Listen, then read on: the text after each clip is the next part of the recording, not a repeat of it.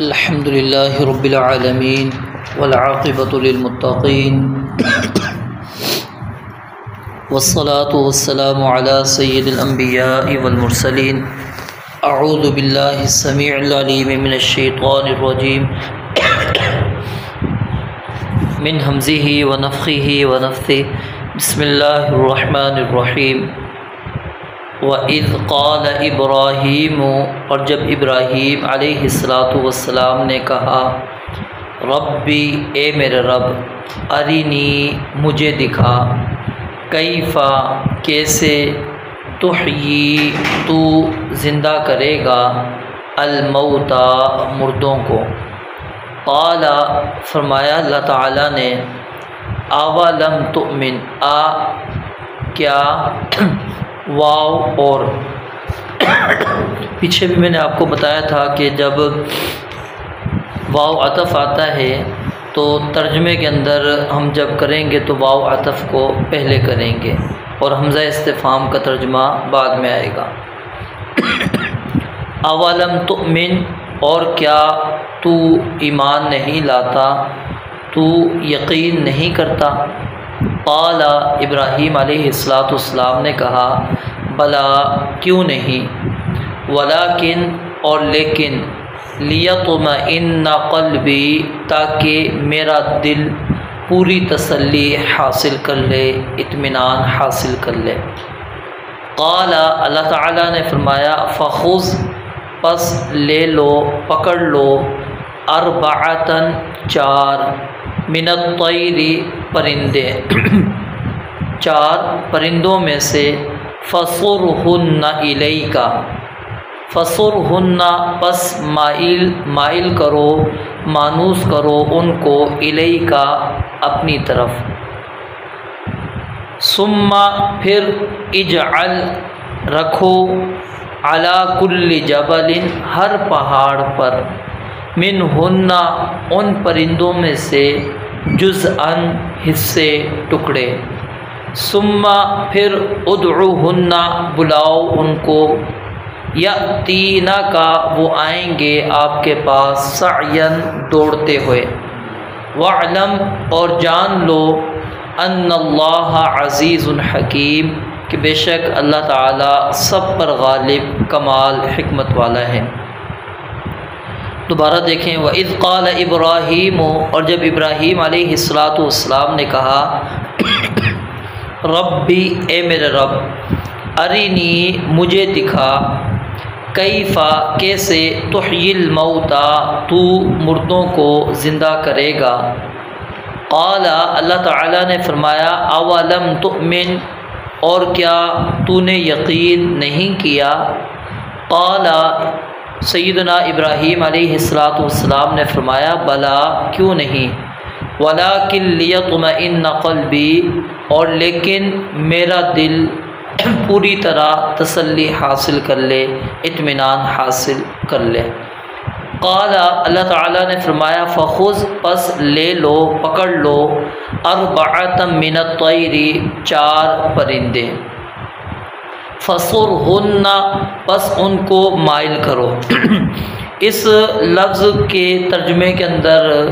علماء کا اختلاف پایا جاتا ہے، بعض اس کا ترجمہ یہی کرتے ہیں جو میں نے کیا کہ مائل کرو مانوس کرو، اور بعض اس کا ترجمہ کرتے ہیں قطعہن کہ ان کو ٹکڑے ٹکڑے کر دو۔ فصرہن اس کا ترجمہ کیا کیا جاتا ہے ان کو ٹکڑے ٹکڑے کر دو،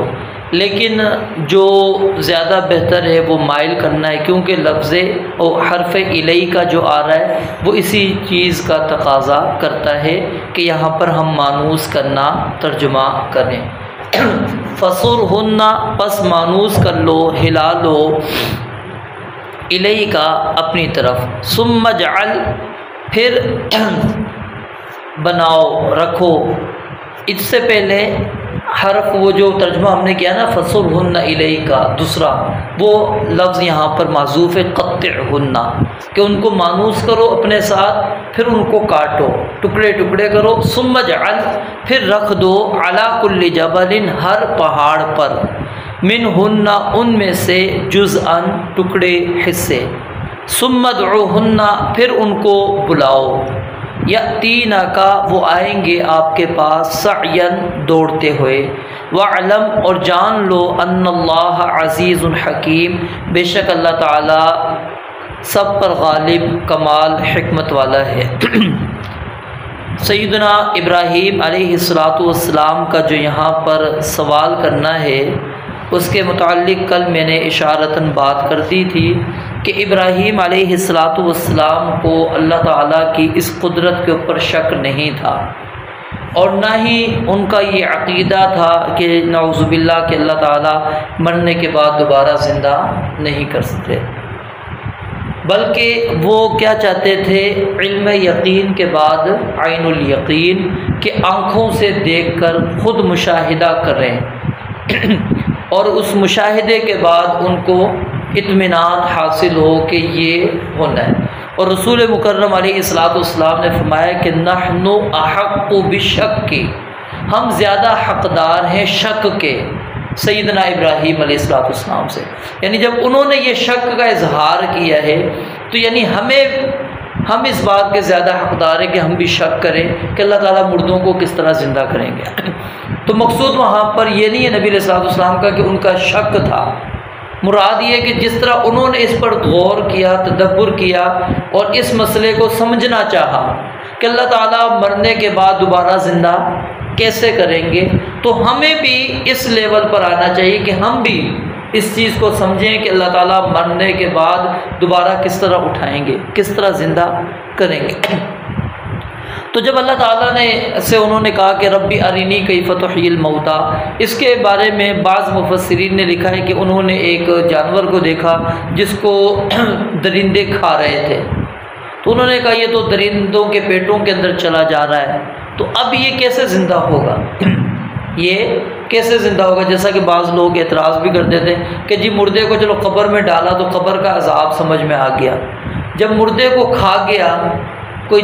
درندہ یا پانی کے اندر وہ بندہ غرق ہو گیا، مچھلیاں کھا گئیں، اب اس کو عذاب قبر کیسے ہوگا؟ یہی چیز یہاں پر بعض مفسرین نے نقل کی کہ ابراہیم علیہ السلام کے جو سوال کرنے کا مقصود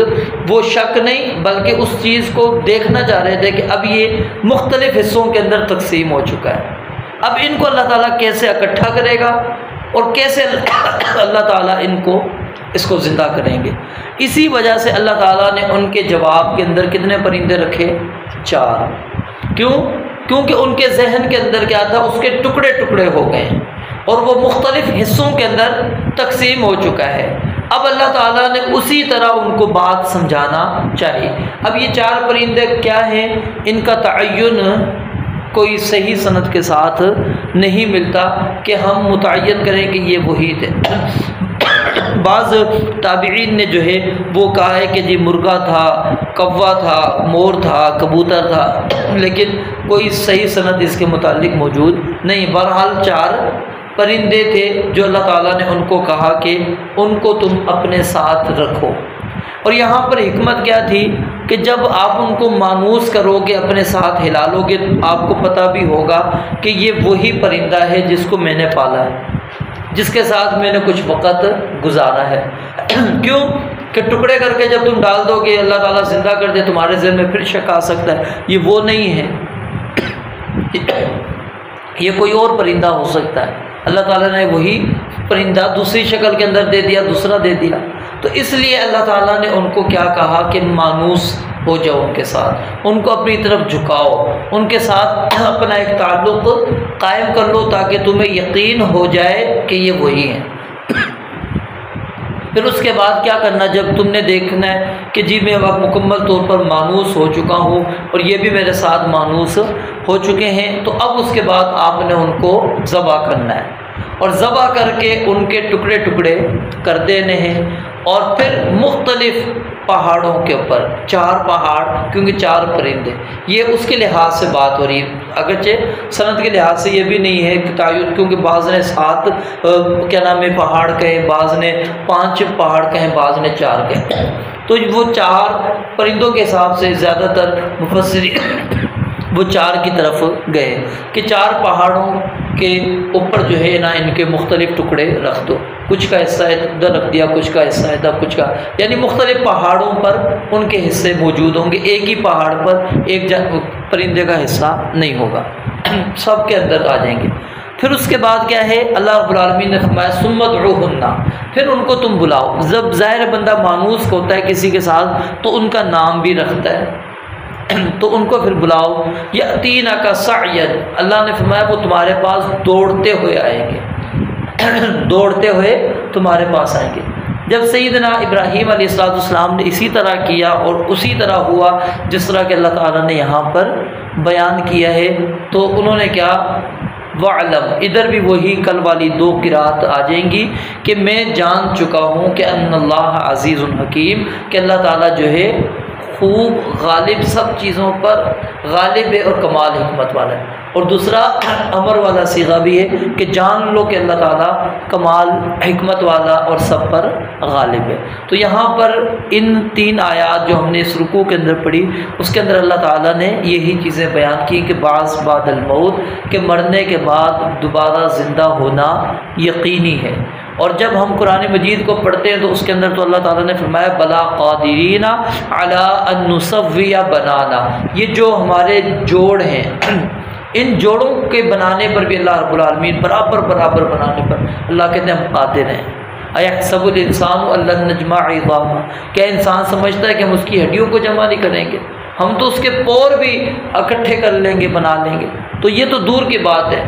پھر انسان کو اللہ تعالیٰ نے کہا قل یحییھا الذی انشأھا اول مرہ، کہ اسی ذات نے جس نے تمہیں پہلی مرتبہ پیدا کیا، جب ہم عدم میں تھے اللہ نے وجود دیا، اب تو وجود موجود ہے ہمارا، پھر اسی وجود کو دوبارہ پیدا کرنا، اللہ کہتے ہیں جس ذات نے پہلی مرتبہ پیدا کیا وہ دوبارہ پیدا کرنے پر قادر ہے،